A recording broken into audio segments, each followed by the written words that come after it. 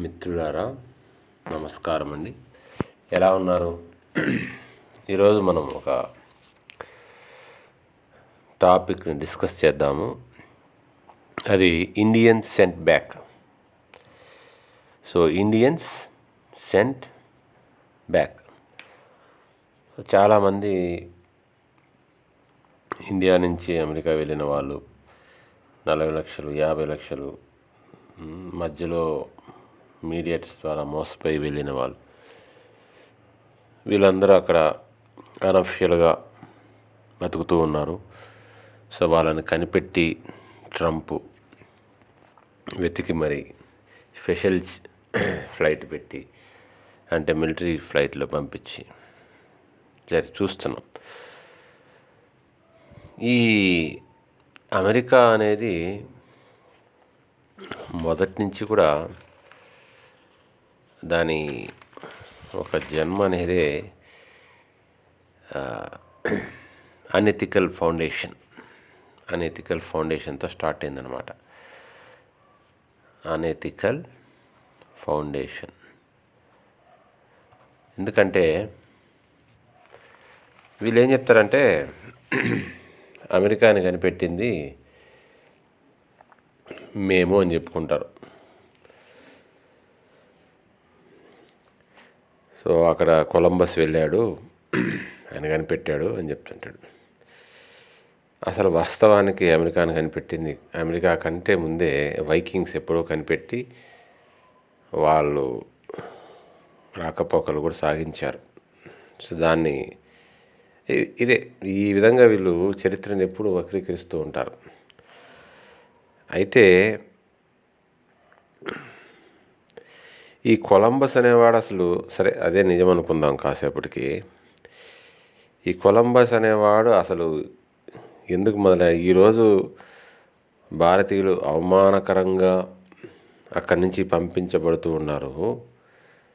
అసలు కొలంబస్ కనిపెట్టే నాటికి అసలు దాన్ని ఇండియానే అనుకుంటున్నాడు ఆయన. ఈరోజు అందరూ ఏ విధంగా అమెరికాకి వెళ్ళాలి అనుకుంటున్నారో, ఆ రోజుల్లో యూరోపియన్లు అందరూ కూడా ఇండియాకి వెళ్ళాలని కలలుగానేవాళ్ళు.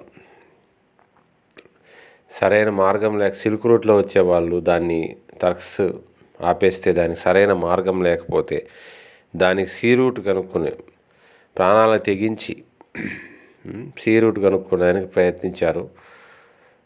ఆ విధంగా ఆయన వెళ్ళింది ఆ ప్రదేశం అంతా, అక్కడ ఉన్న వాళ్ళంతా రెడ్గా ఉన్నారు కాబట్టి రెడ్ ఇండియన్స్ అనుకున్నారు. ఇంకొక ఆయన వచ్చి వెస్ట్లో ఉంది కాబట్టి వెస్ట్ ఇండీస్ అని దానికి పేరు పెట్టారు. ఆ విధంగా అది భారతీయులో ఒక గొప్పతనం అన్నమాట. రీసెంట్గా ఒక బ్రిటిషర్లు వచ్చే వరకు కూడా ఇండియా అనేది చాలా గొప్ప దేశం. ప్రతి ఒక్కరూ, ప్రపంచంలోని ప్రతి ఒక్కరూ ఇండియాకి రావాలనుకునేవాళ్ళు. ఒక 200 సంవత్సరాల నుంచి మాత్రమే మహా అంటే ఒక అమెరికా గొప్పది అయ్యుండొచ్చేమో, కానీ అంతకుముందు వరకు అందరూ ఇండియాకే రావాలనుకునేవాళ్ళు. ఇది ఎంత అవమానం. అసలు అమెరికా అనేది కనుక్కోవడమే ఇండియా కోసం బయలుదేరినటువంటి ఒక వ్యక్తి, ఇండియాకు చేరాలని తాపత్రయం చెందినటువంటి ఒక వ్యక్తి, ఒక సమాజం, ఒక దేశం. అటువంటిది అలాంటిది ఇండియన్స్ని ఈరోజు తిప్పి పంపడం అనేది మనకెంత అవమానం. అంటే ఈ పరిస్థితి ఎందుకు వచ్చింది? ఇంత దారుణమైన పతనం ఎందుకు వచ్చింది? ఇది ఇంకోటి, ఈ అమెరికాని వాళ్ళు స్టార్టింగ్లో కనిపెట్టిన తర్వాత వాళ్ళు ఏం చేశారంటే, ఈ యూరోప్లో ఉండేటువంటి క్రిమినల్స్, వాళ్ళైతే ఎవరు క్రిమినల్స్ అనుకుంటున్నారో, వీళ్ళు ఈ దేశంలో ఉంటే మంచిది కాదు అని చెప్పి వాళ్ళని అక్కడ తీసుకొచ్చి అక్కడ అమెరికాలో పెట్టడం జరిగింది. అక్కడ వాళ్ళతో ఏదో పనులు చేయించడము, ఆ విధంగా చేస్తూ ఉన్నారు. అంటే దాని ఫౌండేషన్ చూడండి. మేము కొలంబస్ కనిపెట్టాడనడం ఒక అబద్ధంతో మొదలైంది. జనాలు ఎలాంటి జనాలతో ప్రారంభమైంది చూడండి. క్రిమినల్స్, వాళ్ళ దేశంలో క్రైమ్స్ చేసినట్టు వాళ్ళు వదిలించుకుని అక్కడ పెట్టి చేశారు. ఇంకా ఆ తర్వాత వాళ్ళు వచ్చితే వాళ్ళు ఇండియా కాకపోయినా రెడ్ ఇండియన్స్ అన్నట్టుగా ఒకప్పుడు అక్కడ కూడా సనాతన ధర్మం ఉండింది కాబట్టి ఈ సనాతనం వాళ్ళ క్యారెక్టర్ ఏంటి, కొత్త వాళ్ళు ఎవరు అతిథులు వస్తే ఆహ్వానించడం. ఈ రెడ్ ఇండియన్స్ వాళ్ళని ఆహ్వానిస్తే పూలు పండ్లతో ఆహ్వానిస్తే వీళ్ళు వాళ్ళకి ఏం గిఫ్ట్ ఇచ్చారంటే వాళ్ళని చంపడం, తుపాకులతో కాల్చడం.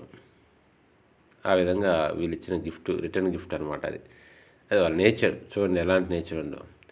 So it started on the criminals, okay, blood of red Indians.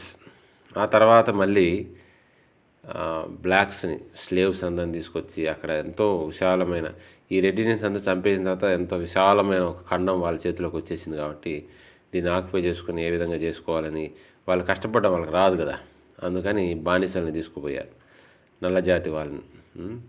నల్లజాతి వారి స్వెట్ ఆఫ్ ది బ్లాక్స్, వాళ్ళ యొక్క చెమటతో స్వేదంతో డెవలప్ అయింది.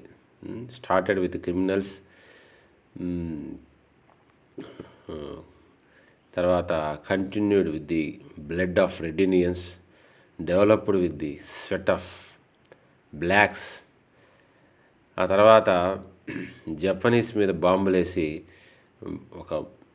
ఒక రౌడీ అనే ముద్రతో ఎంతో బిజినెస్ని డామినేట్ చేసింది. ఆ తర్వాత బ్రెయిన్స్ ఆఫ్ ఇండియన్స్, ఏషియన్స్. ఈ అమెరికన్స్ కనుక మీరు చూసుకుంటే ఆ చరిత్ర ఏమంత బాగాలేదు. వాళ్ళ క్యారెక్టర్ ఏ రోజు అంత మంచి క్యారెక్టర్ లేదండి. ఎందుకంటే స్టార్టెడ్ విత్ ది క్రిమినల్స్ కదా, స్టార్టెడ్ విత్ ఒక లై, ఒక బిగ్ లై, మేము కనిపెట్టడం ఒక లై. తర్వాత క్రిమినల్స్, తర్వాత జనహననం, రెడ్ ఇండియన్స్ని మారణ హోమంతో మొదలై బ్లాక్స్ యొక్క చెమట, వాళ్ళ దుఃఖంతో ఎక్స్‌ప్లాయిటేషన్ స్టార్ట్ చేసిన వాళ్ళు, జపనీస్ యొక్క చావుల మీద భయంకరమైన ఇమేజ్ సంపాదించుకున్న వాళ్ళు, భారతీయుల యొక్క బ్రెయిన్స్. ఈ విధంగా వాళ్ళు మొదటి నుంచి ఏంటంటే వాళ్ళ ఓన్ టాలెంట్ అంటూ ఏం లేదు. ఎందుకంటే స్టార్టెడ్ విత్ అబద్ధంతో మొదలయ్యి క్రిమినల్స్తో స్టార్ట్ అయింది కాబట్టి అది హత్యలతో ప్రారంభం. అబద్ధము, క్రిమినల్ మైండ్ సెట్, హత్యలతో ప్రారంభమైనటువంటి ఒక దేశం. సో అటువంటి దేశానికి మనం ఎగబడి పరిగెత్తాలనుకోవడం ఒక అవమానకరం. మనం వాళ్ళ చేత మళ్ళీ తిప్పి మన వెనక్కి పంపడం అనేది ఇంకా అవమానకరం. సో ఏ ఇండియా కోసం వాళ్ళైతే తాపత్రపడి కనిపెట్టారో ఆ ఇండియన్స్ని పంపిస్తున్నారంటే మన పరిస్థితి ఒకసారి ఆలోచించుకోండి.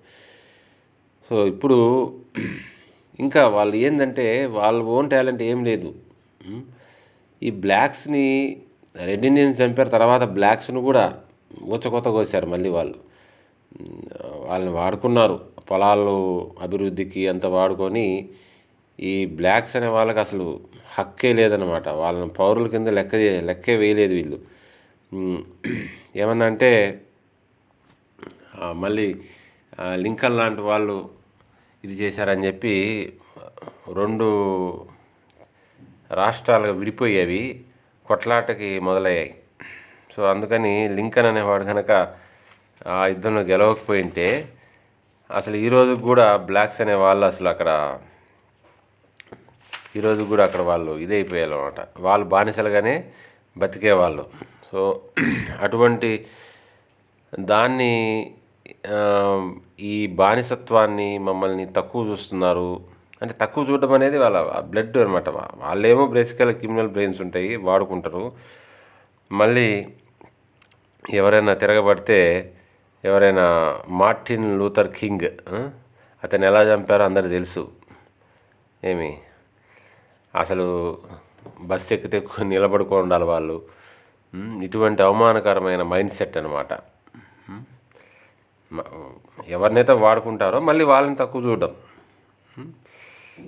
సో లింకన్ని కూడా చంపేశారు. ఆ తర్వాత గెలిచినప్పటికీ ఆ లింకన్ని వాళ్ళు చంపేశారు. తర్వాత బిజినెస్ కార్పొరేట్ మైండ్ సెట్ అనమాట అది. సో ఎక్కడైనా కరెన్సీ అనే దాన్ని ఎవరు ముద్రిస్తారండి? గవర్నమెంట్ చేతిలో ఉండాలి కదా. కానీ అమెరికాలో ఏమైందంటే ఆ డాలర్ కరెన్సీని ముద్రించేది కూడా ప్రైవేట్ సంస్థలే అనమాట. సో దాన్ని మార్చాలని ట్రై చేసినందుకు కెనడీని వాళ్ళ సొంత ప్రెసిడెంట్ని కూడా చంపుకోవడానికి వెనకాడరు వాళ్ళు. అది వాళ్ళ అటువంటి మైండ్ సెట్ అనమాట. ఏదో అమెరికా అంటే ఏదో చాలా మంచిదని అనుకుని వెళ్తుంటారు అందరూ. మనోళ్ళు కూడా అక్కడికి వెళ్ళిన వాళ్ళంతా ఏదో చాలా సుఖపడిపోతున్నట్టు బిల్డప్ ఇస్తుంటారు. అక్కడ వాస్తవాలు ఇలా ఉంటాయన్నమాట. ఆ విధంగా తర్వాత చూస్తే వాళ్ళ ఓన్ టాలెంట్స్ అంటూ ఏం లేవండి. మీరు చూసుకున్నారంటే ఇక్కడ ఇప్పుడు ఫిల్మ్ ఇండస్ట్రీలో చూసుకున్నా కూడా ఎక్కువ బ్లాక్సే కనిపిస్తారు మళ్ళీ. సో వాళ్ళు ఎక్కువ కష్టపడుతూ ఉంటారు. సో మ్యూజిక్లో బాగా ఫేమస్ అయ్యింది. అమెరికా ఫేమస్ అవ్వడానికి కారణం మ్యూజిక్. దాంట్లో ఎవరండి? Michael Jackson. తర్వాత బాక్సింగ్ బాగా ఫేమ్ వచ్చింది, దానికి కారణం మైక్ టైసన్. అలా స్పోర్ట్స్లో చూసుకుంటే కూడా బ్లాక్సే ఉంటారు.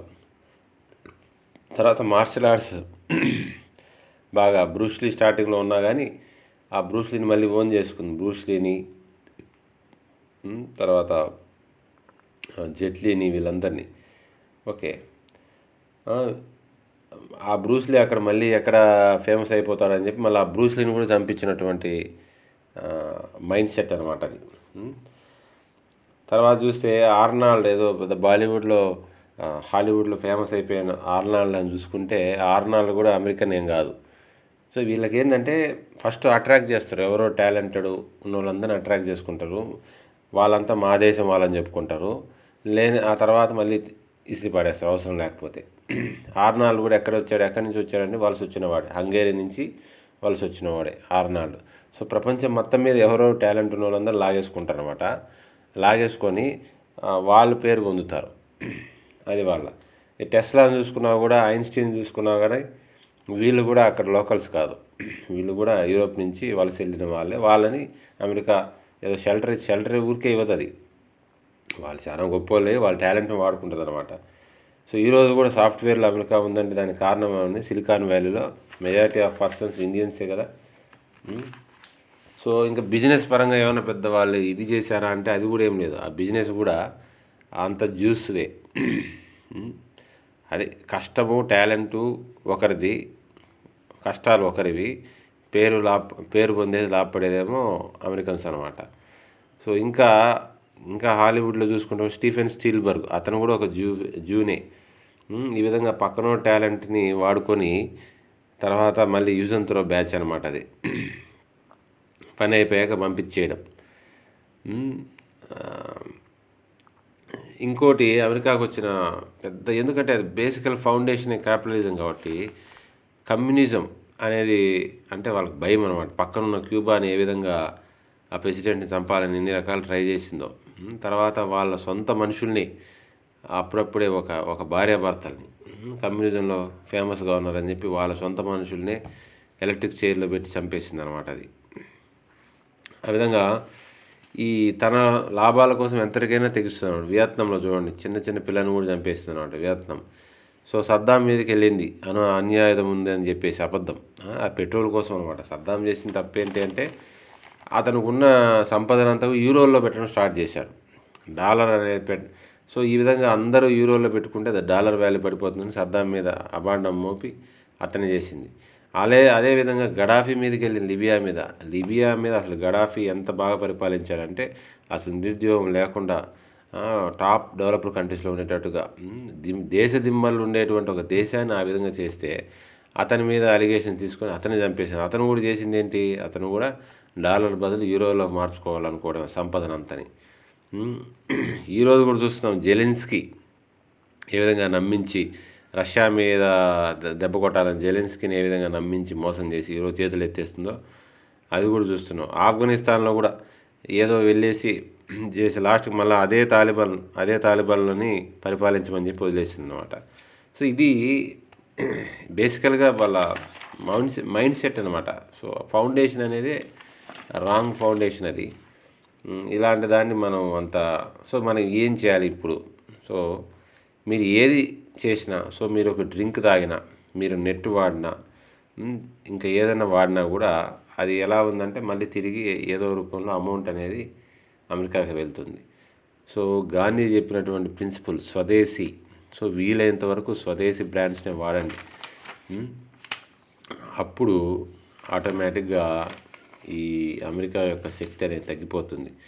సో వీలైనంత వరకు ఇండియన్ బ్రాండ్స్ వాడడానికి ట్రై చేయండి. ఓకేనా? తెలుసుకోండి ఇండియన్ బ్రాండ్స్ ఏంటి, అమెరికన్ బ్రాండ్స్ ఏంటి. మనమే వాళ్ళని పెంచి పోషిస్తున్నాము. తిరిగి మళ్ళా వాళ్ళ చేతిలో మనమే అవమానపడి వెనక్కి పంపిస్తున్నాం. వాళ్ళేం ఊరికే తీసుకోలేదు కదా, అంత పని చేయించుకుంటూనే ఉన్నారు, తక్కువ జీతాలు పని చేయించుకుంటూనే ఉన్నారు. సో ఇది ఒక హిపోక్రసీ మైండ్ సెట్ అనమాట. అది చెప్పేది ఒకటి, చేసేది ఒకటి, చూపేది ఒకటి, ఆలోచించేది ఒకటి. సో మనమందరం కూడా మళ్ళీ ఆ స్వదేశీ, గాంధీ చెప్పినటువంటి స్వదేశీ అనే దాన్ని పాటించి మన డబ్బు మన దగ్గరే ఉండేటట్టుగా చూసుకోవడం ద్వారా డాలర్ వాల్యూ పతనమయ్యి రూపీ వాల్యూని పెంచుకొని మన ఆత్మగౌరవాన్ని మళ్ళీ మనం నిలబెట్టుకుందాము. ఇది మనం చేయవలసిన తక్షణ కర్తవ్యం అండి. ఉంటానండి. స్వస్తి.